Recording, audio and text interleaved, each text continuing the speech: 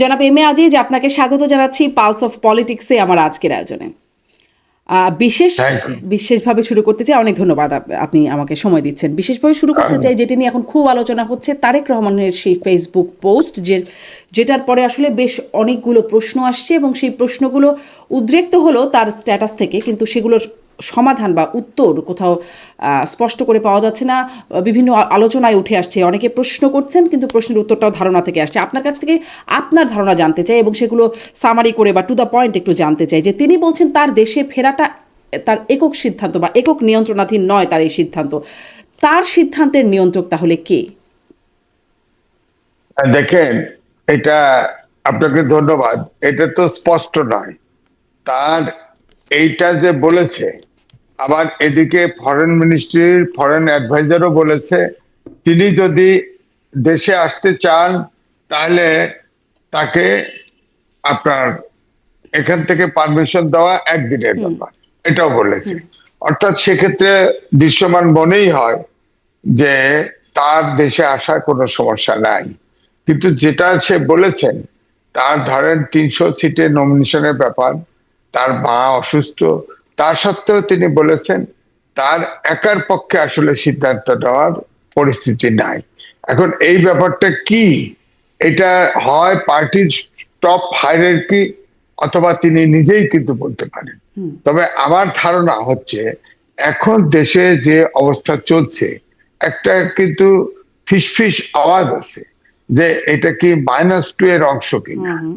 অর্থাৎ তিনি পরিষ্কার হতে, হয়তো তারেক রহমানই নিজেই জানেন যে তার অবস্থা এখানে জীবন সংহার কিনা। ধরেন আপনি খেয়াল করে দেখেন, পাকিস্তানে বেনজির ভুট্টো এসেছে, তারপরে আরো ইয়েতেও আসছে। এরকম কিন্তু অনেক সময় ঘটে। ধরেন এখন আপনার ইমরান খান জেলে আটকায় রাখা হয়েছে, এসব ঘটনা আছে। তো এখন হয়তো অন্য কোনো সাইড থেকে তিনি অনিরাপদ বোধ করেন কিনা, এটা কিন্তু আমাদের কাছে স্পষ্ট নয়। তবে একটা এইটি বললাম যে একটা ফিসফিস আছে এই যে ফিসফিসটা আমি একটু হয়তো জানতে চাইবো, কিন্তু এই যে স্পষ্ট নয়, আমাদের কাছে কারো কাছে স্পষ্ট হচ্ছে না, তিনি স্পষ্ট কেন করছেন না? তিনি বলছেন যে স্পর্শকাতর এবং এটি বর্ণনা করা যাচ্ছে না আর কি এখনই। বিষয়টি মানে স্পষ্ট করা যাচ্ছে না, এটাই প্রশ্ন যে কেন বর্ণনা করা যাচ্ছে না। সেটাও কি বুঝতে পারেন যে বর্ণনা করতে অসুবিধা কোথায়? তিনি এটা না। তো বলতেই এই পারেন যে আমার আমি জীবনের নিরাপত্তা নাই, এটাও তো আপনি যেভাবে বলছেন সেটা তো বলাই যেতে পারতো, তিনি তো এটি বলেন নাই। না, বাংলাদেশের যে পরিস্থিতি, এটা ওপেনলি তার জীবনের নিরাপত্তা নাই এ কথাও বলতে পারছেন না। আর আমি যেটা বলছি, আমাদের দেশে যে ধারণাটাই এখন আছে যে নির্বাচন অনিশ্চিত, অনেকেই মনে করছে এবং মনে করা হচ্ছে যে -1 হয়ে গেছে, -2 চিন্তাও হতে পারে, এই চিন্তাও আছে। সেক্ষেত্রে হয়তো উনি অনেক রকম ধরেন, তাকে যখন গ্রেপ্তার করা হয় বাংলাদেশে, তাকে টর্চার করা হয় মানে অমানবিক ভাবে, তারাও কিন্তু এখন আর্মিতে মোস্ট সিনিয়র পজিশনে আছে। তো সেগুলো থেকেও তো ক্লিয়ারেন্স, অর্থাৎ সামগ্রিকভাবে তার একটা পরিচ্ছন্ন অবস্থা তার দরকার বলে আমার কাছে মনে হচ্ছে। সেটাতে ধোঁয়াশা দেখা যাচ্ছে আমার কাছে অনুমান, এটা কিন্তু আমি প্রমাণ দিয়ে বলছি না, আমার কাছে অনুমান যে এই দেশটা ফাইনালি কোন জায়গায় যাবে এটা কিন্তু এখনো দৃশ্যমান নয়। কারণ পরাশক্তিগুলো কিন্তু ইলেকশনে ইনভলভ। বিশেষ করে আমি বলবো যে আমেরিকা এবং ভারত একেবারে মানে খুবই ঘনিষ্ঠভাবে, আমি অনেক আগে যুগান্তরে লিখেছিলাম যে ভূ রাজনীতির ফাঁদে বাংলাদেশ। আমার কাছে মনে হচ্ছে এইটা এখন ক্রিয়াশীল, মানে পুরোপুরি ক্রিয়াশীল। আপনি দেখেন অন্তর্বর্তীকালীন সরকার 2টি পোর্ট দিয়ে দিল। হ্যাঁ, তো এটা কি অন্তর্বর্তীকালীন, সামনে নির্বাচন হচ্ছে, এত বড় সিদ্ধান্ত নিতে পারেন? আপনি দেখেন এটা কিন্তু দিয়ে ফেলছে আমি এদিকেও আসতে এখন চাই, এটা আমি আসলে আলাদা একটা সেগমেন্টই রাখতে চাই যে অন্তর্বর্তী সরকার যে সিদ্ধান্তগুলো নিয়েছে, কোনো দলও তো ওরা বিএনপিও তো খুব উচ্চবাচ্য করছে না বা খুব শক্ত প্রতিবাদ করছে না। একটু পরেই আসি সেই বিষয়গুলো নিয়ে। কিন্তু এই যে আপনি বলছিলেন যে তাকে যারা নির্যাতন করেছেন তারা এখন সেনাবাহিনীর খুব সিনিয়র পজিশনে আছেন, মানে এটি কি একটা কারণ? সিনিয়র পজিশনে সেনাপ্রধান তো আবার দেখা করছেন বেগম জিয়ার সাথে। আর যদি বিএনপি যদি রাষ্ট্র ক্ষমতায় যাবার জন্য অপেক্ষমান হয়ে থাকে, মানে বলা হচ্ছে যে বিএনপি অপেক্ষমান সরকার রাষ্ট্র ক্ষমতায় যাবে তারাই, তাহলে তারেক রহমানের নিরাপত্তার শঙ্কা নাকি আসলে তারা যারা আসলে সিনিয়র পজিশনে আছেন তারাই একরকম নিরাপত্তা, মানে চাকরির নিরাপত্তা নিয়ে একটা শঙ্কায় থাকবেন? মানে তারিক না, কোন ধরনের এটা নিরাপত্তার শঙ্কায়? এটা উভয় দিকে। একটা হচ্ছে তারেক রহমানও মনে করে, কারণ ধরেন এই যে আপনি ধরেন সেনাপ্রধান ডক্টর মোহাম্মদ ইউনূসের সাথে দেখা করতে ইত্যাদি ইত্যাদি, এগুলো কিন্তু ডিপ্লোম্যাটিক চ্যানেলে যা বলে তার উল্টাটা ঘটে। আপনি দেখা করছে, রাষ্ট্রপ্রধান বলল সরকার প্রধানকে আমরা নির্বাচনে সব রকম সহযোগিতা করব, আসলে বাস্তবে যখন যাবে তখন তিনি কি করবেন এটা তো এখনই প্রেডিক্ট করা যাচ্ছে না, কারণ সরকার তো স্মুথলি চলছে না। সরকারের স্মুথলি যেহেতু চলছে না, ধরেন আইএমএফ এর সকল শর্ত মেনে নিছে, শেখ হাসিনার সরকার আইএমএফ এর লোন স্যাংশন করে দিয়ে গেছে, তারা শর্ত দিয়েছে যে আইএমএফ এর লোন তারা থার্ড লোন আটকাই দিছে। তো এই লোন তো আইএমএফ এর সকল শর্ত মেনে নিচ্ছে, যার ফলে বাজার ব্যবস্থা হু হু করে বেড়ে চলছে। এখন অর্থনৈতিক বিনিয়োগ, বিদেশি বিনিয়োগ তো নাই, ব্যবসা বাণিজ্য সব অচল হয়ে গেছে। বিশ্ব ব্যাংক বলেছে আগামী বছরে আপনার জিডিপি গ্রোথ হবে 3.5%। তার মানে এটা যদি সত্যি ঘটে তাহলে তো আপনার দুর্ভিক্ষ হবে সামনে, কারণ এই ভূখণ্ডে এত করোনা কালেও এত কমে, তারপর তখনও ছিল 3.75%। সুতরাং আমরা তো রিস্কে আছি, যাই বলেন রিস্কে তো আছি। আপনার ধরেন ব্যাংক লোন, এটা বাজেটের উপরে পাওয়া গেছে। তারপরে ধরেন বিদেশি লোন এখন ধরেন প্রায় 1.5 লাখ টাকা মাথা পিছু আজকে। সুতরাং দেশটা তো বেকারত্ব আপনি দেখেন মধ্যবিত্ত নিম্ন মধ্যবিত্তে চলে গেছে, নিম্ন মধ্যবিত্ত হতদরিদ্রে চলে গেছে।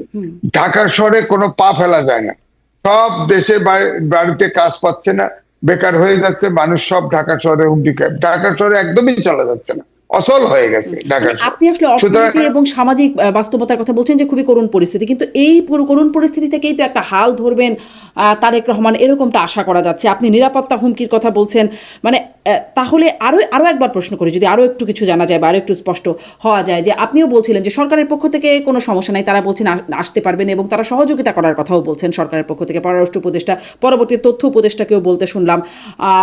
দেশের মানুষ চাইছে তারেক রহমান দেশে ফিরুক, দল চাইছে, মানে বিএনপি চাইছেন তারেক রহমান দেশে ফিরুক। তারেক রহমানের মা বেগম জিয়া, তিনি এখন গুরুতর অসুস্থ। তারেক রহমান পোস্টে বলছেন তিনিও আসলে যে চাইছেন যে মায়ের স্পর্শ পেতে, কোন সন্তান না চাইবে এরকম সময় মায়ের স্পর্শ পেতে, মানে সবাই চাইছেন না কে যে তিনি আসুক, এবং তার চাওয়াটা সব চাওয়ার উপরে উঠে গেল। না, রাজনৈতিক দল, দেশের জনগণ, তাদের চাওয়া আর সরকারের চাওয়া কিন্তু এক নয়। সরকারের চাওয়া তো ডিপ্লোম্যাটিক ভাষাও হতে পারে, ডিপ্লোম্যাটিক অ্যান্সারও হতে পারে। এখন প্রশ্ন হচ্ছে তিনি আসতে পারছেন না বা আসছেন না, এটা হলো বড় কথা। আমরা যা অনুমান ভিত্তিক মনে করি, ধরেন এই যে আপনি বললেন তার মা অসুস্থ, গুরুতর অসুস্থ, এই যে প্রায় তো কালকে ঢাকা শহরে শুরুই হয়ে গেছে, তিনি মারা গেছেন, এরকমও শোনা গেছে। তো এখন ধরেন এখন কিঞ্চিত ইমপ্রুভ করেছে, তাকে এখন ধরেন লন্ডনে বা সিঙ্গাপুরে নেওয়ার কথা ভাবা হচ্ছে, বাইরে নেওয়ার কথা। যদি ধরেন লন্ডনে নেওয়ার প্রায়োরিটি পাবে, লন্ডনে গেলে তো আর তখন মায়ের কাছে পাবে চিকিৎসার জন্য। এখন ধরেন বেঁচে উঠেছেন তিনি, তিনাকে হয়তো বাইরের চিকিৎসার জন্য নিয়ে যাবে। তো সেটাও ধরেন যদি নিয়ে যেতে পারে, ধরেন এই সমস্যা কাটলো। কিন্তু দেশে আসার যে সমস্যা, যে সমস্যাগুলি দেখা যাচ্ছে, যে এই যে আমি যেটা বললাম যে ফিস আওয়াজ -2 ফর্মুলা এক্সিকিউট হতে পারে, হ্যাঁ, সেটা তো অন্য ফর্মুলাটা এখন কাদের বা কার, না, এটাও কিন্তু অনুমান ভিত্তিক বলা যায়। সেটাই অনুমান। ধরেন এই সরকার তো আমি বললাম তো এটা একটা অন্তর্বর্তীকালীন সরকার। আপনি বলেন যে পোর্টের জন্য দীর্ঘস্থায়ী চুক্তি করেছে, এটা কি উচিত? সামনে নির্বাচন দিতে যাচ্ছে, কমিটমেন্ট আছে সরকার, তো বারবার বলছে নিরপেক্ষ নির্বাচন হবে, ঐতিহাসিক নির্বাচন হবে, সবই বলতেছে। কিন্তু আপনার এগ্রিমেন্টটা করলো কেন? আপনার নির্বাচিত সরকার এসেই তো করতে পারলো। এর আগে মানবিক করিডোর দেওয়ার কথা ছিল, মানবিক করিডোর এখন গোপন। আপনি জানেন তো যে আমাদের উপরে যখন আমেরিকা আপনার ট্যাক্স বসায়, এটা নেগোশিয়েট করার সময় তো একটা গোপন চুক্তি করে এসছে। অন্তর্বর্তীকালীন সরকার গোপন চুক্তি কেন করলো? সেই চুক্তিতে কি আছে বলেন? এখন ধরেন ওই মানবিক করিডোর চালু হবে না, এটা আছে নাকি আপনি বলেন? তারপরে 80টা দেশে আপনার ঘাঁটি আছে, সেরা ঘাঁটি আছে আমেরিকার, সেরকম একটা ঘাঁটি হবে কিনা এদেশে? তো এ নিয়ে তো নানান। তারপরে ধরেন 3 পার্বত্য অঞ্চল আছে, তিব্বত, মিজোরাম, আরাকান, এটা মিলে শোনা যায়, এটা আমারও স্টাডি আছে যে এটা একটা আলাদা দেশ করার প্রচেষ্টা আছে। হ্যাঁ, সেটার ব্যাপারে গোপন চুক্তিটা কি? আমার বক্তব্য হলো অন্তর্বর্তীকালীন সরকার গোপন চুক্তি কেন করে, এবং এই গোপন চুক্তির টা প্রকাশ না করার কারণে, জানার না করার কারণেই কিন্তু এত ডালপালা মিলছে। হ্যাঁ, ধরেন নির্বাচন করবে, নির্বাচন যদি ধরেন এই যে একবার শিডিউল পিছালো, না কিন্তু আবার এক সপ্তাহ। হ্যাঁ, কিন্তু তারেক রহমানের দেশে না ফেরার সাথে গোপন চুক্তির সম্পর্ক কি? না, গোপন শক্তির সম্পর্ক এইটাই যে পরাশক্তি কত অ্যাক্টিভ, এটাই তো ফিসফিস। তাহলে পরাশক্তি কি চায় না, মানে পরাশক্তি কি চায় না যে তারেক রহমান দেশে ফিরুক? আমি তো বলছি -2 ফর্মুলা, তার ভিতরে তো তারেক রহমান পড়ে না। ধরেন বেগম খালেদা জিয়া, তিনি তো আসলে স্বাস্থ্য শারীরিক অবস্থা এমন নাই, তিনি সুস্থ হলেও এত বড় সংগঠনের আর শারীরিক ভাবে কোথাও মুভ করতে পারবেন, নেতৃত্ব দিতে পারবেন।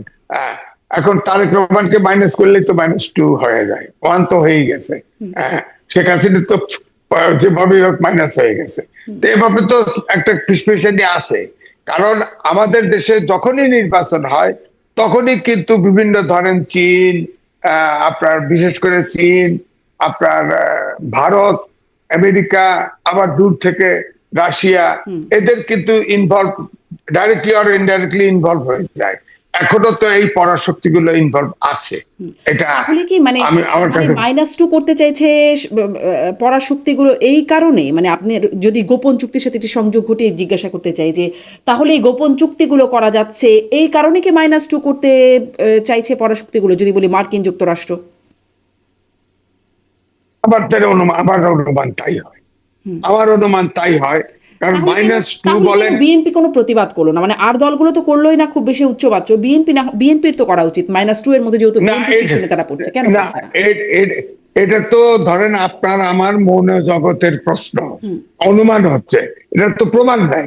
প্রমাণ নাই কিভাবে বলবেন যে -2 হচ্ছে? কিন্তু এটা তো প্রমাণ এই মনোজগতের প্রশ্ন অনেক আগের থেকে মির্জা ফখরুল ইসলাম আলমগীর বলেছেন, ইদানিং বলছেন না। 5ই আগস্টের পরপর বেশ কয়েকবার তিনি কয়েকটি ফোরামে বলেছেন যে -2 প্রচেষ্টা চলছে, 1/11 পদধ্বনি তিনি শুনতে পাচ্ছেন, তখন কিন্তু অনেকবার এসেছে।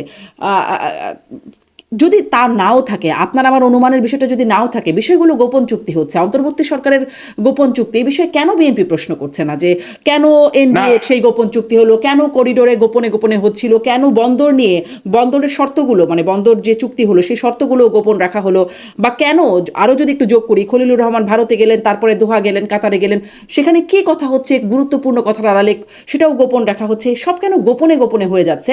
বিএনপি কেন কোনো প্রশ্ন করে না? না, বিএনপি এটা প্রশ্ন করেছে, কিন্তু আমি যেভাবে শক্তভাবে চাই সেই শক্তভাবে কেন করে নাই? এটা ঠিক।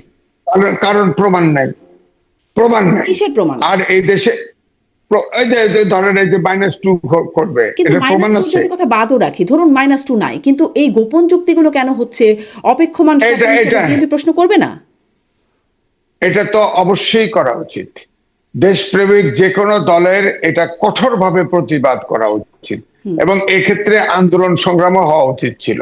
গোপন চুক্তি প্রকাশ, আমরা আপনার বঙ্গবন্ধু যে 25 বছর চুক্তি করেছিল, এটাকে গোলামি চুক্তি বলেছি না, সারা জীবন স্লোগান দিয়েছি না, এখন হবে না কেন? এটা হওয়া উচিত। কিন্তু মুশকিল হচ্ছে, আমার কাছে মনে হয় সবগুলো দল মনে করে এই পরাশক্তি গুলার নজর না থাকলে ক্ষমতায় যাওয়া যাবে না। এই জন্য বোধহয় স্ট্রংলি প্রতিবাদ করে না, আমার কাছে এইটাই মনে হয়। ধরেন ভারতের, আপনি ধরেন এই সরকার তখন ওথ নিল 5ই আগস্টের পরে, 8 তারিখে ওথ নিল, তখন কিন্তু আপনি দেখেন 7 সিস্টার এই সেই নিয়ে ভারত নিয়ে অনেক কথা বলেছে। আপনি বলেন 30টা আপনার শেখ হাসিনা ভারতের সাথে সমঝোতা এবং চুক্তি করেছে, প্রায় সবগুলো চুক্তি কিন্তু ভারতের অনুকূলে। এখন কি একটা চুক্তির ব্যাপারেও কোনো কথা বলে? এখন তো আর বলে না। সুতরাং এই সরকারও তো কোনো এই পরাশক্তির কোনো একটা দিকে ঝুঁকে পড়েছে, এতে কোনো সন্দেহ নাই। এবং সেটা আমার কাছে মনে হয়, এবং আমিও জনশ্রুতি শুনি, তারা আমেরিকার দিকে হেলে পড়েছে। এবং আমেরিকা আপনার চুক্তি, লেটেস্ট চুক্তি হয়েছে, চুক্তির পরে আপনার এখন তো আপনার ভারতের সাথে যে চুক্তি হয়েছে, সামরিক চুক্তি, এতে করে মনে করা হচ্ছে আমেরিকার সাথে ভারতের চুক্তি একটু রিনিউ হয়েছে, বেটার হয়েছে। তো সুতরাং কিন্তু ভারত আবার রাশিয়ার সাথে চুক্তি রক্ষা করে। তো সুতরাং এক্ষেত্রে তো সমস্যা যেমন যায় নাই, বাংলাদেশের ক্ষেত্রে কিন্তু একটা মেরুকরণ পরাশক্তির হচ্ছে। কিন্তু আপনি যেমন বলছেন চীন। এই সরকার আমেরিকার দিকে ঝুঁকে পড়ছে, এবং ধরেন আমি যে প্রশ্নটি করছিলাম যে বিএনপি কেন উচ্চবাচ্য করছে না বা কার্যকর প্রতিবাদ করছে না কেন এই বিষয়গুলো, বিএনপিও কি ঝুঁকে পড়ছে? বিএনপির শীর্ষ নেতা তারেক রহমান, যার উপরে আসলে দেশের নিয়ন্ত্রণ যাবে কদিন পরে ধরে নেওয়া হচ্ছে যে তিনি ক্ষমতায় যাবেন, মানে বিএনপি ক্ষমতায় যাবে, তিনি প্রধানমন্ত্রী হবেন, তার নিয়ন্ত্রণ অন্য কারো হাতে।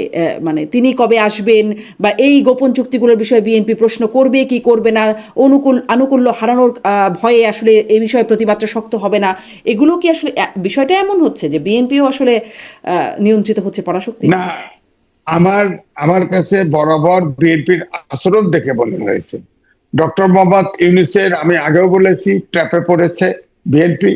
কোনোভাবে নির্বাচন হলেই তারা ক্ষমতায় যাবে, এই জায়গায় সব ছাড় দিয়ে দিয়ে তারা এগোতে চাচ্ছে। আর আমার বক্তব্য হচ্ছে, ধরেন এখন তারেক রহমানের জীবনের মূল্য অনেক বেশি, কারণ বড় পার্টির প্রধান।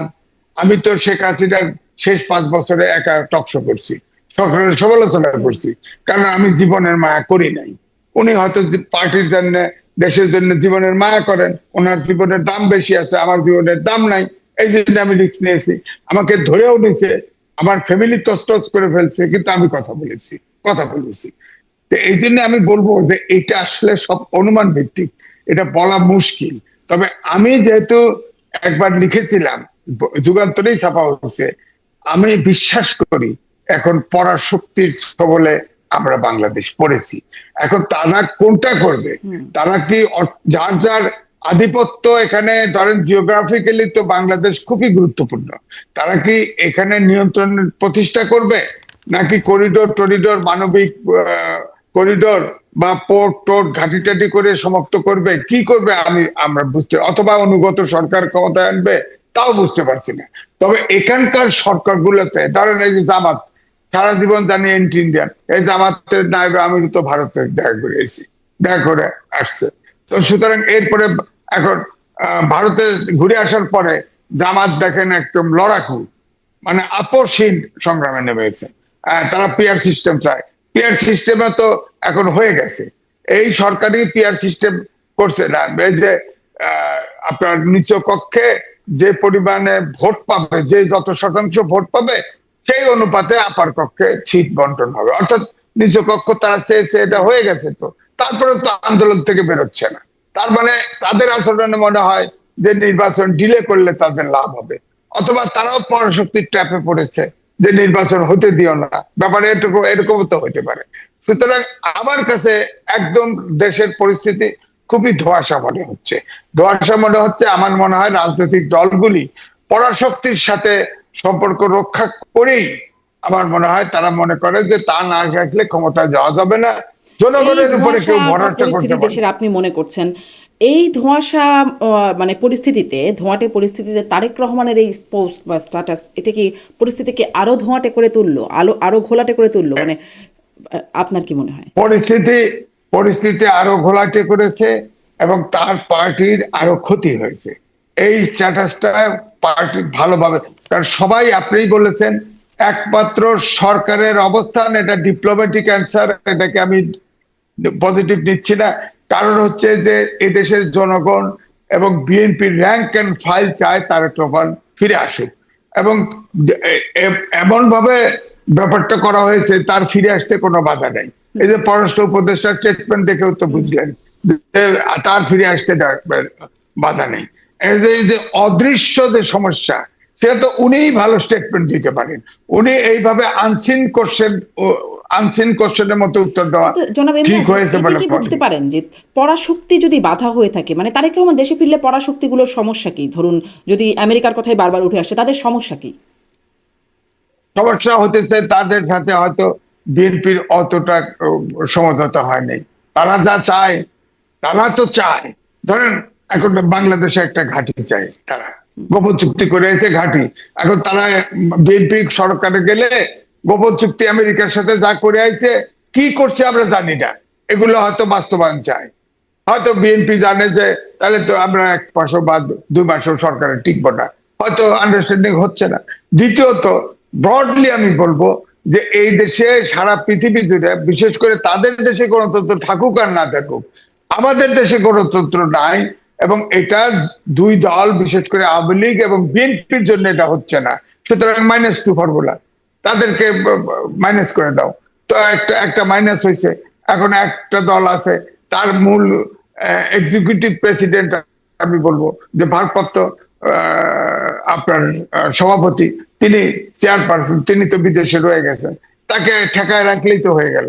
কারণ এইদিকে ম্যাডামের অবস্থা তো খারাপ, তিনি বাসে কি বাসে না ধোঁয়াশা। আর বাঁচলেও আপনার ওইভাবে তো এই এত বড় পার্টি চালানো সম্ভব না। প্রত্যেকটা গ্রামে, প্রত্যেকটা পরিবারে তাদের সমর্থক রয়েছে। সুতরাং আমার কাছে মনে হয় যে কেন এই -2 ফর্মুলা কিন্তু কাজ করছে, এটা আমার কাছে মনে হচ্ছে। নাহলে কেন তারেক রহমান তার অবস্থান পরিষ্কার করবে না? এই যে যেভাবে উত্তরটা দিয়েছে, যেভাবে স্ট্যাটাসটা দিয়েছে, এতে করে আমরা বাংলাদেশও ক্ষতিগ্রস্ত হচ্ছে, সামনের পলিটিক্সও ক্ষতিগ্রস্ত হয়েছে, তার পার্টিও ক্ষতিগ্রস্ত হয়েছে, এবং তিনি নিজেও কিন্তু সমালোচনার মধ্যে পড়েছেন। হুম, তাহলে আসলে সামনে এটাই। যে নির্বাচনের কথা বলা হচ্ছে, যে নির্বাচনের তফসিল ঘোষণা, তিনিও নির্বাচন করবেন, তিনিও প্রার্থী হয়েছেন, নির্বাচনী প্রার্থী হয়েছেন। মানে তাহলে আসলে কি হবে? তিনি যদি দেশে ফিরতে না পারেন, -2 এর কথা বলছেন, তা যদি হয়, তাহলে নির্বাচনের ভবিষ্যৎ কি এবং তারপর কি মনে হচ্ছে? যেহেতু -2 এর প্লট একরকম রেডি, তো যদি সেটাই হয়, -2 যদি হয়ে থাকে, আসলেই আপনি যেটি বলছিলেন, বেগম জিয়া একদম একদম সংকটাপন্ন, এক পক্ষ মাইনাস হয়ে গেছে আর তারেক রহমান ফিরতে পারছেন না, হয়েই তো গেল। হ্যাঁ। না, যদি আমার কথা হচ্ছে, তিনি তো ফিরতে চেয়েছেন। এখন যতটা সময় নির্বাচনের আগাচ্ছে, এই আগানোর একটি পর্যায়ে যখন তিনি ফিরবেন, তার এখানে প্রস্তুতি হয়েছিল, তার যে কোন বাসায় থাকবে, কোন গাড়িতে চড়বে, সবকিছু রেডি। কিন্তু তিনি এই স্ট্যাটাস দিলেন, তাতে তার কাছে তো মেসেজ যায়, তিনি তো মেসেজ পাচ্ছেন। তিনি মনে করছেন যে আমি এখন দেশে গেলে আমার অবস্থা হয়তো বিপজ্জনক হতে পারে, এই জন্য তিনি এরকম একটা অ্যান্সার দিছে। এখন আমরা যেটা কল্পনা করতেছি, আমি ব্যক্তিগতভাবে কল্পনা করতেছি যে এটা -2 ফর্মুলা হতে পারে। তারপরেও আমি বলবো, মানে তিনি যে এরকম, মানে স্ট্যাটাসটা বিষয়টা না দিয়েছেন। অনেক উচ্চমার্গীয় বিষয়ে যে চলে আছে। দেশে তিনি যদি ফেরেন, তার নিরাপত্তার সংকট আছে। পরাশক্তি বা মার্কিন যুক্তরাষ্ট্র কি তার জীবন নাশ করবে আমাদের দেশের ভেতরে বসে, এরকম?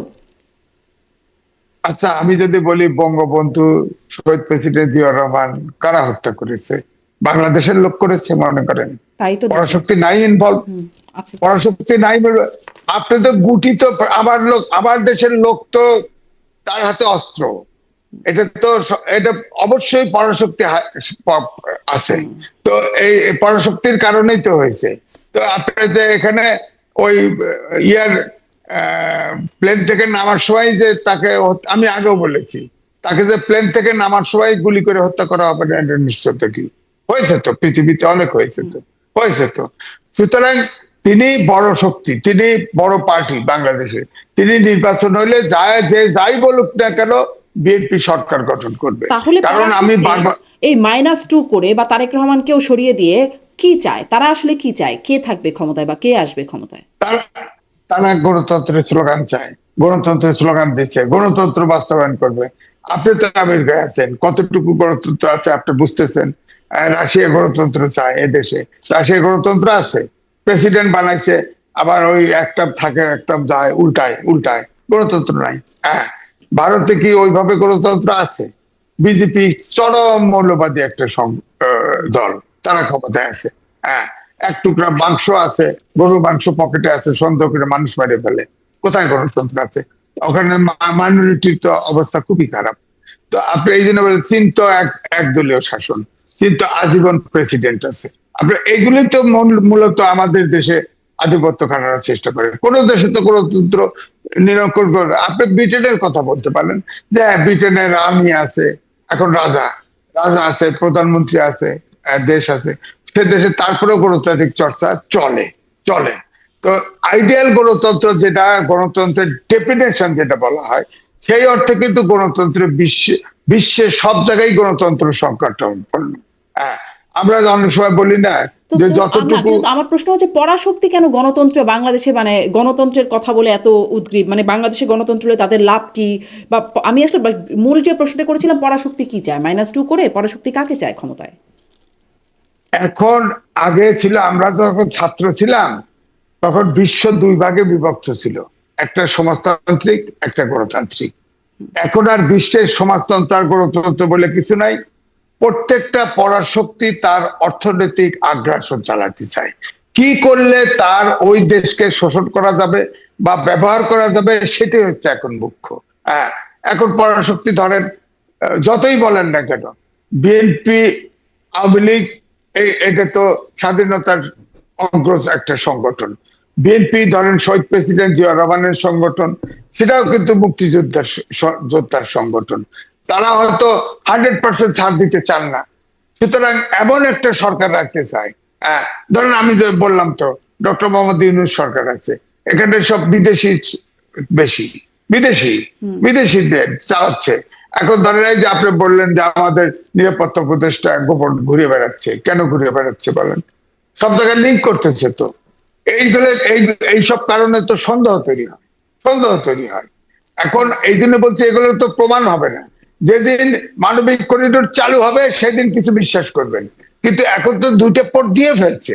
একটা পোর্ট কিন্তু আমাদের, একটা পোর্ট খুব ভাইব্রেন্ট ছিল, সেটাও দিয়ে দিছে, কিন্তু খারাপ পোর্ট গুলো কিন্তু দেয় নাই, পোর্ট গুলো দিয়ে দিছে। এবং বলেন অন্তর্বর্তীকালীন সরকার এটা দেওয়া উচিত কথা ছিল। হয়তো আমার মনে হয় গোপন চুক্তির একটা অংশ আছে, হতে পারে, হতে পারে। পোর্টের আবার ব্যবস্থাপনার দায়িত্ব দিয়েছে, পোর্টের ব্যবস্থাপনার দায়িত্ব দিয়েছে। এবং ব্যাপারটা তো তাই, তাই করে ব্যবস্থাপনা। এখানে আমাদের দেশে এটা কি লিখে দিতে পারবে? পোর্ট লিখে দিতে পারবে? ব্যবস্থাপনার দায়িত্বই তো দিবে ব্যবস্থাপনা। আমি বলতেছি যে পোর্টটা আমাদের দেশে সবচাইতে সচল ছিল, এবং যে পোর্টটা ইনকাম করতো সেই পোর্টটাও তো দিয়ে দেওয়া হয়েছে। কেন দেওয়া হলো বলেন? এই জন্য আবার এই যে আরো দেওয়া হচ্ছে শুনতেছি, বাতার বাড়ি টাতার বাড়ি এগুলো যাবে। তো তারপরে আমাদের যে দ্বীপ আছে, সেই দ্বীপও যাবে কিনা কে জানে, ঘাটি বাটি হবে কিনা কে জানে। আমরা তো কিছু দুয়ার সরবত কিছু বুঝতেছি না। এখন ইউনূস তো, তিনিও তো নিজেও বিদেশি নাগরিক। এখন তিনি কি তার সাথে খাতির? এখন ধরেন পরাশক্তি গুলোর তো ডিপ স্টেট থাকে, ডিপ স্টেট সরকার তো উপরে। আপনার মোদীকে দেখে ইন্ডিয়া বিচার করতে পারবেন না, ওখানে ট্রাম্পকে দেখে আমেরিকা বিচার করতে পারবেন না। তাদের ওখানে তো ডিপ স্টেট আছে, ডিপ স্টেট যা চায় সেটাই তো ফাইনালি ঘটে। ফাইনালি ঘটে। এখন ডিপ সব স্টেটের পলিসি একটাই, তার ভৌগোলিক কারণে কোন দেশ প্রয়োজন তাকে গ্রাস করো, এবং ওই ইকোনমিক শোষণ কোন জায়গায় দেশে ভয় সেটা করো। এখন যদি এই এই এই সাবকন্টিনেন্টে আপনি বলেন 80টা দেশে আপনার সেনাঘাঁটি আছে, আপনার আমেরিকার, বাংলাদেশে এই অঞ্চলে নাই, কোথায় রাখবে বলেন? মায়ানমারে তো চীন ঢুকে আছে। হ্যাঁ, এখন আমাদের বাংলাদেশ ছাড়া ঘাঁটি করার জায়গা কোথায় বলেন? ভারতে করতে করতে পারবে? এখন গোপন চুক্তিতে তো ওটাও থাকতে পারে, থাকতে পারে তো। ঘাঁটি করলো, তাহলে এখান থেকে সামাল দিতে পারবে চীনকে, আমেরিকা সামাল দিতে পারবে, ওই যে ভারতকেও ধমক দিতে পারবে। আবার ধরেন এই যে আমি বললাম নতুন দেশ, দেশ হওয়ার যে প্রচেষ্টা বহুত আগের থেকে চলছে। কারণ আমি ওই হিল ট্যাক্সে কিন্তু ঘুরেছি, আসলে 6টা রিপোর্ট করেছি আমি। একদম হিল ট্যাক্স চিটাগাং থেকে শুরু করে শেরপুর পর্যন্ত হেঁটে আসছি, পাহাড় দিয়ে দিয়ে অনেকদিন, পত্রিকার থেকেই আসলে আপনার 6টা স্টোরি করছি। তখনই আমি তো দেখেছি যে যারা ওখানে সেটেলার বাদে যারা সনাতনী ধর্মের আগে ছিল, তারা তো তখন থেকে এসে 95% খ্রিস্টান হয়ে গেছে। এখন তখন 90%, এখন 95% খ্রিস্টান হয়ে গেছে। এবং ওই জঙ্গলের ভিতরে আমেরিকান পাদ্রী কেউ 10 বছর, 15 বছর, 20 বছর ধরে ওখানে আস্তানা গেড়ে আছে, এবং সবাইকে ওই পাহাড়ি অঞ্চলের সবগুলোকে বেনিফিট দিয়ে দিয়ে সবগুলোকে খ্রিস্টান বানাচ্ছে। এবং আপনি শুনে আশ্চর্য হবেন, বাংলাদেশের সবচাইতে শিক্ষিতের হার কোথায় বেশি জানেন? রাঙামাটি। রাঙামাটি, এটা অনেকেই জানে না। এটা আমার স্টাডিতে বেরিয়েছে, রাঙামাটি। কারণ হচ্ছে 3 হিল ডিস্ট্রিক্টে যত কোঠায় যা কিছু নিয়েছে সব রাঙামাটি ভোগ করছে, রাঙামাটি। যার ফলে শিক্ষার ক্ষেত্রে অবশ্য উচ্চ শিক্ষিত হার কম, মানে এভারেজ শিক্ষা বাংলাদেশের সবচেয়ে জেলাওয়ারি রাঙামাটির শিক্ষা এখনো শিক্ষার হার বেশি। সুতরাং আমি বলবো এটা একটা কমপ্লেক্স সিচুয়েশন, জি। তাহলে এটাতে জনাব কেউ সঠিকভাবে। এম এ আজিজ তাহলে সেই যে যখন শেখ হাসিনা প্রধানমন্ত্রী ছিলেন তখনও তিনি বলতেন যে সাদা চামড়া তাকে প্রস্তাব দিয়েছে, একটি ঘাঁটি বানাতে চায়, সেন্ট মার্টিন দ্বীপ চায়, খ্রিস্টান রাষ্ট্র বানানোর একটা পরিকল্পনার কথা তখন তিনি বলেছিলেন। এখনো আবার কথাগুলো একই রকম মনে হচ্ছে। তাহলে তিনি যা বলেছিলেন তারই কি বাস্তবায়ন এখন হওয়ার পথে, বা সেদিকেই কি যাচ্ছে? দেখেন, আমি তো লিখেছিলাম বহু আগেই, 22 সালে লিখছিলাম, শেখ হাসিনা পরে বলছে এটা ঠিক। আমি শেখ হাসিনার এই কথাকে উড়িয়ে দেব না, কারণ তিনি তো মাইনাস হয়ে গেছে। যাই বলেন, তিনি তো ভারতে আশ্রয় নিচ্ছে, ভারত রাষ্ট্রীয়ভাবে আশ্রয় দিচ্ছে। এখন আমি তো এই কথাই বলছি যে এটা তো গোপন চুক্তিতে থাকতে পারে। যেসব কথাগুলি শেখ হাসিনা বলেছে সেগুলো তো আমি উড়িয়ে দিচ্ছি না, সেগুলো থাকতে পারে। ওই গোপন চুক্তি এই সরকার কেন করলো, এটা আমার প্রশ্ন। একটা অন্তর্বর্তীকালীন সরকার এই চুক্তিটা ওপেন করলো না কেন? তার মানে হচ্ছে আমেরিকাকে যে যে চুক্তিতে যে যে বিষয় আছে সেই সব বিষয়গুলি বাস্তবায়ন করার আগ পর্যন্ত এটা খোলসা করতে চায় না, এবং যেটা এই ইউনিট সরকার করেছে। তো আমি তো মনেই করি, আমি ভূ রাজনীতির ফাঁদে বাংলাদেশ, এখন নির্বাচন হবে কি হবে না, কোন কোন তার সমস্যা মানে কি এই কোন জনাব জায়গায়। এম এ আজিজ, তার মানে কি এই, মানে আপনার কথা থেকে আমি যদি ভুল বুঝি তাহলে আপনি সংশোধন করবেন, যে শেখ হাসিনা যেটি বলেছেন আগেও যে তিনি আসলে এগুলো দেননি বলেই ঘাঁটি দেননি, ঘাঁটি করতে দেন নাই, বা সেন্ট মার্টিন দ্বীপ দেন নাই, খ্রিস্টান রাষ্ট্র বানানোর যে প্রক্রিয়া এগুলোতে তিনি সম্মত ছিলেন না বলেই তাকে ক্ষমতাচ্যুত করেছে, এবং তার জন্য তিনি মার্কিন যুক্তরাষ্ট্রকে দায়ী করেছেন না একটা সময় পর্যন্ত। আহ, না, শুধু আমার বক্তব্য হচ্ছে একটি ঘটনায় ধরেন, একটা ঘটনায় ধরেন তারেক রহমান সম্মত হলো, তাকে তো বিশ্বাসের মধ্যে নাই তো। একটা পার্টিকে বিবেচনা করবে শুরু থেকে দীর্ঘদিন ধরে। শেখ হাসিনা হয়তো এটাও এটাও তার এই পতনের কারণ হয়েছে, এটাও পতনের কারণ হয়েছে। তারপরে তো দীর্ঘদিন হয়তো দেখা গেছে যে ভারতের মাধ্যমে আওয়ামী লীগ সরকারকে ভারতের চোখে দেখতে চাইছে, কিন্তু আওয়ামী লীগকে বাটে পায় নাই।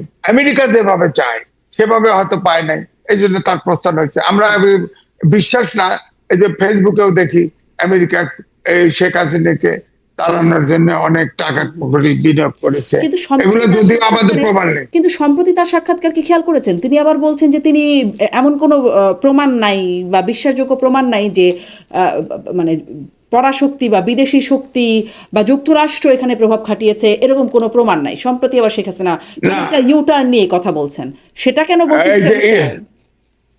এটা বুঝতে পারি, কারণ তার এখন যদি ওই যে বললাম পরাশক্তি যদি আমেরিকাকে সন্তুষ্ট না করতে পারে, তাহলে তো তার তো দেশে ফেরার কথা, তার রাজনীতি অর্গানাইজ করার কথা, পার্টি অর্গানাইজ করা, সে ফিরতে চাইলে এখন কথা ঘুরে ফেলছে। এই জন্য এটা কিন্তু হিতে বিপরীত হবে, আমেরিকা আরো অবিশ্বাস করবে, দেখে তো বিশ্বাস করা যায় না।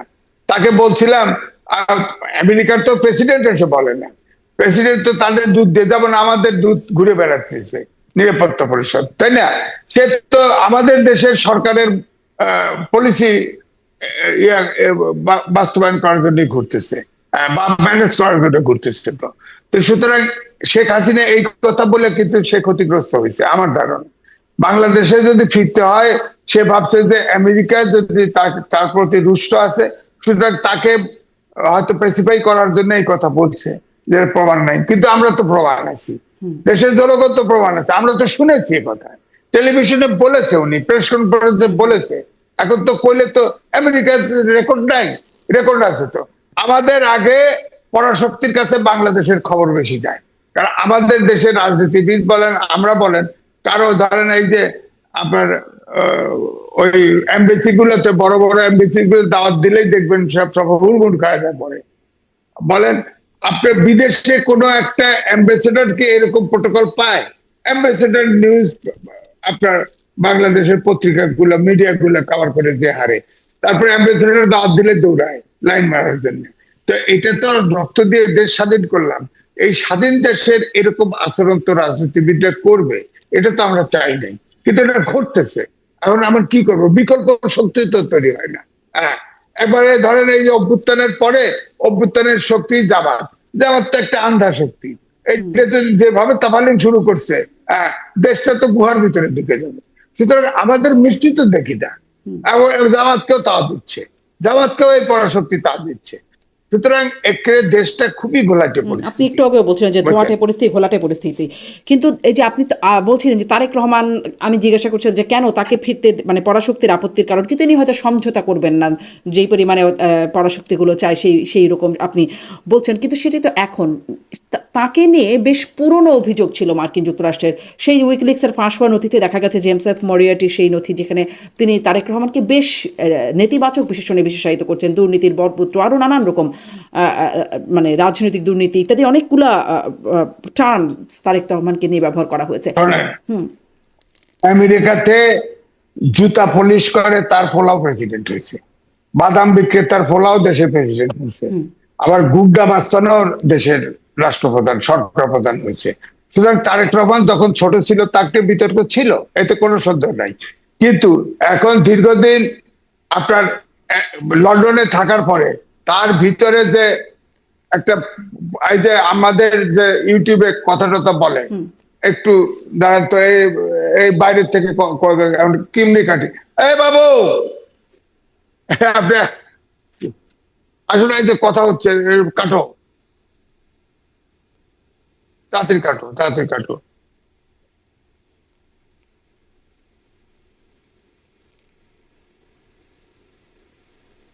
হ্যাঁ, সরি। টেকনোলজিতে এরকম সমস্যা হতেই পারে। জি, আপনি বলছিলেন যে তারেক রহমান তখন ছোট ছিলেন, তখন হতেই পারে, এখন তখন তার সম্পর্কে এই অভিযোগ ছিল, কিন্তু এখন লন্ডনে থাকে, এখন এই যে জুমে কথা বলে, সব জায়গায় মিটিং টিটিং করতেছে, পার্টি ওখান থেকেই চালাচ্ছে, এটাও ঠিক। আপনি দেখেন তার এখন কিন্তু ভূমিকাটা অনেক পশ, অনেক লিবারেল, এবং সব জায়গায় আমার সাথেও দেখা হয়েছে, ঢাকায় ওই জুমেই দেখা হয়েছে, সরাসরি দেখা হয়নি। আমাকে সালাম দিছে, আমাকে আজিজ ভাই বলছে, সম্বোধন করছে, আমি তো খুশি হয়েছি যে তার মতো স্ট্রাকচারের লোক আমাকে সম্মান দিয়েছে। এটা তো বিলেতি কালচারের সে পেয়েছে, তো দীর্ঘদিন 17 বছর বিলেতে আছে, তার ভিতরে একটা ওরিয়েন্টেশন হয়ে গেছে আপনি। অথবা ধরেন এখন তো তাকে অ্যাডভাইস করার লোকও দাঁড়ায় গেছে। ধরেন এই যে বক্তৃতাগুলো দেয়, বক্তৃতাগুলো তো ইন্টারভিউ দিয়েছে, তাতে দেখা গেছে যে এগুলো তো আগে সে প্ল্যান করেই করে, কোনটা বললে ঠিক হবে, কোনটা বললে ব্যাঠিক হবে, এগুলো হয়। তার ভিতরে বিরাট পরিবর্তন আসছে। আমি বলবো না সে বিতর্কের ঊর্ধ্বে ছিল, তো বিতর্কের ঊর্ধ্বে এখন যেটা হচ্ছে, কিন্তু তিনি যে এখন ম্যাচিউর রাষ্ট্র হলেন, তখন ছোট ছিলেন, এখন যে তিনি বড় হয়েছেন, এই বিষয়টি কি পরাশক্তি কনভিন্স হতে পারছে না? হয়তো এখনো এখন পরাশক্তি তো শেখ হাসিনা হইতে পারে নাই তো। আপনি একমাত্র ভারত ছাড়া কারোর সাথে তো শেখ হাসিনাও তো সম্পর্ক উন্নয়ন করতে পারে নাই, কারণ সবার সাথে সম্পর্ক রক্ষা করতে পারে নাই। তা হয়তো এখনো নেগোসিয়েশনে হয়তো আপ টু দ্য মার্ক লেভেলে যায় নাই, তাহলে তো দেশি বেশি বেচতে হবে, সেটা হয়তো দিচ্ছে না, সেটা হয়তো দিচ্ছে না। আমি যেটা বলছি যে এই যে গোপন চুক্তির ভিতরে হয়তো চুক্তি হয়ে গেছে ইউনিট সরকার দিয়ে, হয়তো তারেক রহমানকে দিয়ে সেটা বাস্তবায়ন করতে চায়। সে বাস্তবায়ন করলে তার পার্টি এবং সে সরকার প্রধান হবে, সে কন্ডেম হয়ে যাবে, সেই কারণে হয়তো করছে না, এটাও হতে পারে। আবার আমি যেটা বললাম যে দেশে যে অবস্থা আছে, সে -2 এর ভিতরেও থাকতে পারে সেই সব কারণে।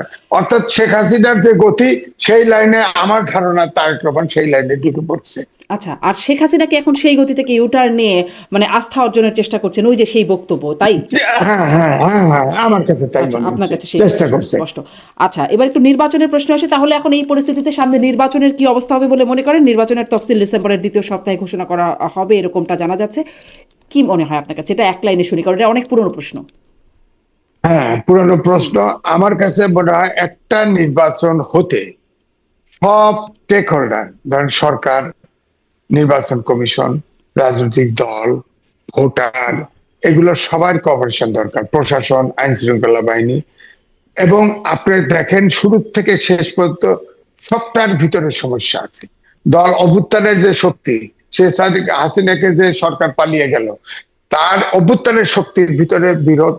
হ্যাঁ, সরকারের ভিতরে আপনি দেখেন এই যে বিরোধের কারণে, ধরেন এখন বড় শক্তি হয়ে গেছে আওয়ামী লীগের বাইরে এসে বিএনপি এবং জামাত। বিএনপি জামাতের সাথে এখন দ্বন্দ্ব সপে নেউলে, কে সরকারে যাবে, কে সরকারে কতটা আধিপত্য থাকবে। আবার অন্তর্বর্তীকালীন সরকার, ঐক্যমত কমিশনে একটা অবৈজ্ঞানিক চিন্তা করলো যে সব দল নিয়ে একটা ঐক্যমত্য করা।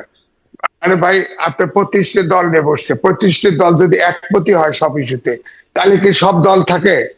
নীতি আদর্শ তো আলাদা থাকবেই। এবং ডক্টর মোহাম্মদ ইউনূস আগে বলছিল যতটুকুতে একমত হয় ততটুকু নিয়ে নির্বাচনে যাব, যেখানে যেখানে একমত না হয় ওয়েবসাইটে দিয়ে দেবে, জনগণ দেখবে। এটাই ছিল পলিসি। যে সে তো নির্বাচনে, সে তো তারপরে দেখা গেল কিছুদিন পরেই দেখা গেল ওর অ্যাডভাইজার হেঁটে যায় রাস্তা দিয়ে, আপনি 5 বছর থাকেন, 10 বছর থাকেন। প্রধান উপদেষ্টা যায়, আপনি আজীবন থাকেন, আজীবন থাকেন। ওনাদের বোধহয় ক্ষমতার নেশা চাপছিল। এখন আবার আসিফ ভুঁইয়া এই ঢাকা 10 থেকে তার মেম্বারশিপ পরিবর্তন করে আনছে, কারণ তার যে জায়গায় তার বাড়ি সেখানে আপনার 450 কোটি টাকা এলজিআইডি মিনিস্ট্রিতে স্যাংশন করেছিল উন্নয়নে। ওখানে তারপরে আবার শোনা গেল বিএনপি জামাতের লোকজন অত্যাচার শুরু করছিল তাতে সে নির্বাচনে যেতে। ওখানে কায়কোবাদ বিএনপির সাংঘাতিক স্ট্রংম্যান, তার তার ইয়েতে সে টিকতে পারেনি, আর সে ঢাকা 10-এ নিছে। ঢাকা 10-এ নিয়ে সে মাঝখানে বলেছে যে শুধু ছাত্র উপদেষ্টা নয়, আরো অনেক উপদেষ্টা পরিষদ সম্পর্কিত অনেকেই নির্বাচন করতে পারবে। আচ্ছা বলেন তো দেখি, ধরেন ছাত্র উপদেষ্টা 2 জন ইলেকশন করলো, এরপরে আর 3-4 জন ইলেকশন করলো, এই সরকারের কাঠামো থাকবে? হয় আবার এই সরকার যদি থাকেও তাহলে জানেন নতুন কি করে কারা নির্বাচন করতে চান? আরো কারা নির্বাচন করতে চান 2 জন উপদেষ্টা ছাড়াও, ছাত্র উপদেষ্টা ছাড়াও?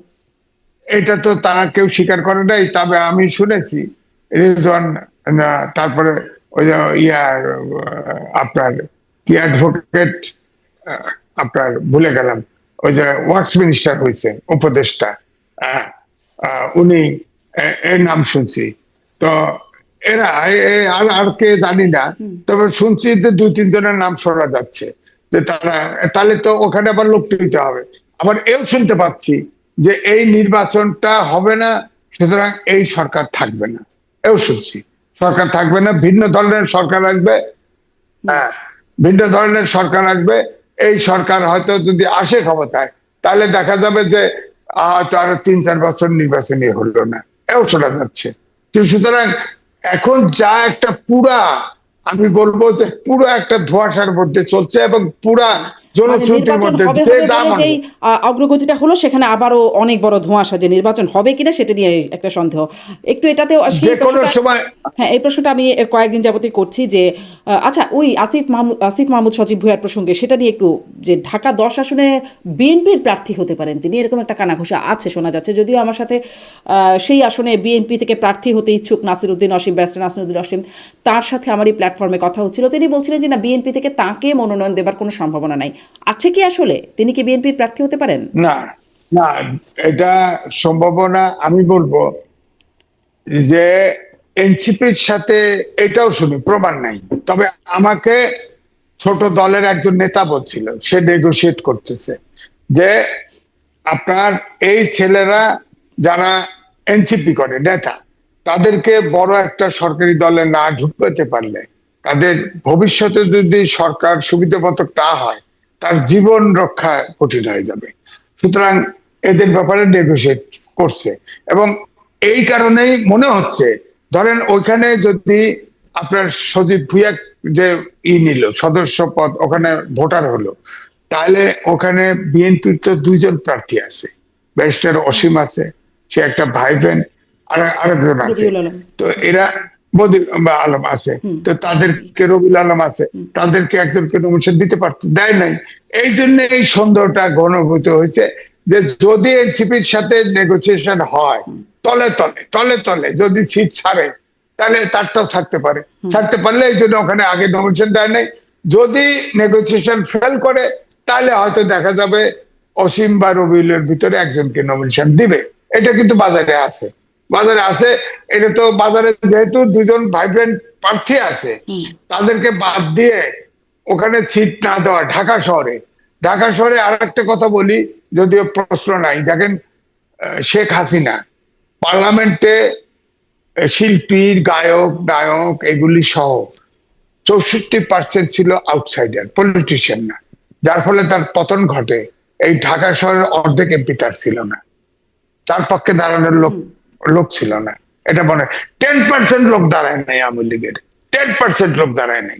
সুতরাং এই যে বিএনপি দেখেন ঢাকা শহরে সব সিট ছেড়ে দিচ্ছে এই ছোট ছোট লোককে, আবার আবার ইয়ার নির্বাচন কমিশন আপনার নিয়ম করে ফেলছে যে জোট করলেও যার যার প্রতীকে নির্বাচন করবে। বলেন তো খুচরা দলগুলো অনেক ইয়ে হয়ে যাবে না, শেষ হয়ে যাবে না? ওরা ধরেন বিএনপির থেকেই একজন জোট থেকেই দাঁড়ালো, দিচ্ছে তো ইতিমধ্যে কয়েকটা ছেড়ে।